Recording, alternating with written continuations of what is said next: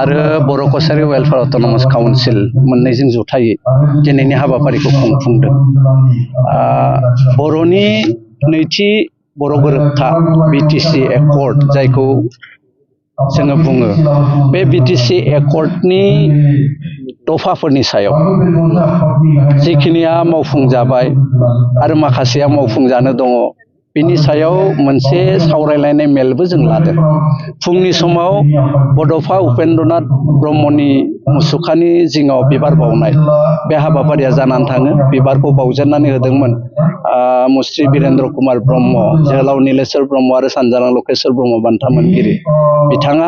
नैथि हाबाफारियाव दंमोन जोंहा मुंख्लं सिबिनाय एबा मुंख्लंफोरनो बिबार बावनाय।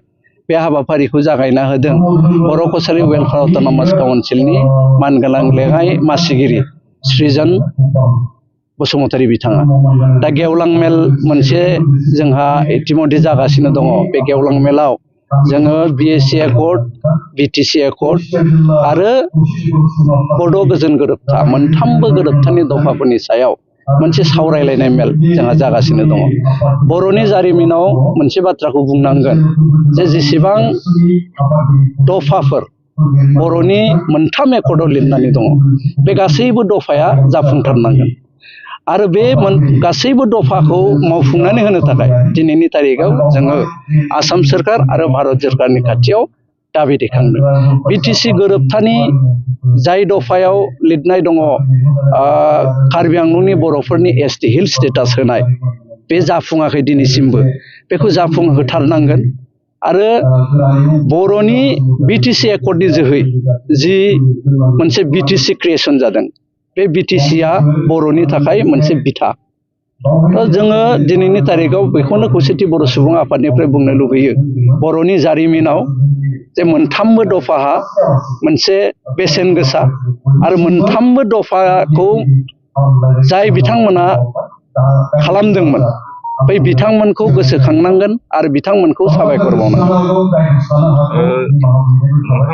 बर' रेजिमेन्टल' होननानै नङा, बेनि अनगायैबो गोबां दाबिफोर दङ। बे गासैबो दाबिफोरखौ जाफुंजानायखौ जों लुगैयो आरो बे दाबिया जोंना थाबाय थागोन। जे खौसेथि बर' सुबुं आफादनि जि दाबिफोर, दाबि मोनसे फारिलाइ दङ, बे दाबि सनदखौ मावफुंजाजोबनायखौ जों लुगैगोन। बर'नि जारिमिनाव बर' रेजिमेन्ट बिनाया गोदान बाथ्रा नङा। बे खोब गोजाम मोनसे डिमान्ड आरो खोब गोजाम डिमान्डखाय मावफुंनानै होजानायखौ जों भारत सोरखारखौ नारसिनबाय थागोन। कार्बि आंलंनि जिथु बर'फ्रा एसटि नङा, बिथांमोनखौ एसटि खालामनो थाखाय सरकारजों गेजेरजों सावरायबाय थादों। सरकारनिफ्राय माबायदि रेसपन्स? सरकारजों सावरायनाया गोबां खेब जाबाय। मावफुंनानै होनो सरकारा गोबां खेब रादायबो होबाय, खिन्थु दिनैसिम मोगथां महर होआखै। जायनि थाखाय जोङो सरकारखौ सोंखारिबाय थादों जे बिटिसि एकर्डआवबो दङ, बिटिआर एकर्डआवबो दङ। मोननैबो एकर्डआव लिरजानाय दिनै 24 बोसोर जाबाय जे कार्बि आंलंनि बर'फ्रा एसटि हिल्स मोननांगौ होननानै भारत सोरखार आरो आसाम सोरखारा एकर्डआव लिरनाया 24 बोसोर थांबाय, दासिमबो मावफुङैया दुखुनांथाव। ओंखायनो जों बिनि थाखाय, बेखौ मावफुङैनि थाखाय भारत सोरखारखौ, आसाम सोरखारखौ जों सोंखारिदों। बिधान सभा बिसायख'थिया जिहेतु खाथि सफैगासिनो दङ, दा बर' रायजो राजाफोरनि जौगाथायनि थाखाय नैबे खेबाव हिसाबै माबायदि दङ? जोङो बर' रायजो राजानि जौगाथायनि थाखाय थांनाय जथुम्मायाव माखासे डिसिसनफोर लादों। जोङो जिहेतु बिसायख'थियाव जों बाहागो लानांगोन, बयबो भारतनि नागरिक हिसाबै जोङो बाहागो लानांगोन।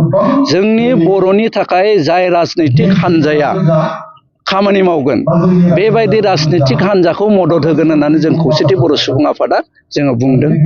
आरो बेयाव अन्तत बिटिसिनि बायजोआव जि बर'फ्रा रायजो जानानै दङ, बे बर'फोरनि थाखाय खमैबो 4 MLA जोंनि बर'निफ्राय बिजाथि होनांगौ होननानै जोङो गुबुन गुबुन राजनैतिक दलफोरखौ जोंनिफ्राय जोङो दाबि दैखांदों।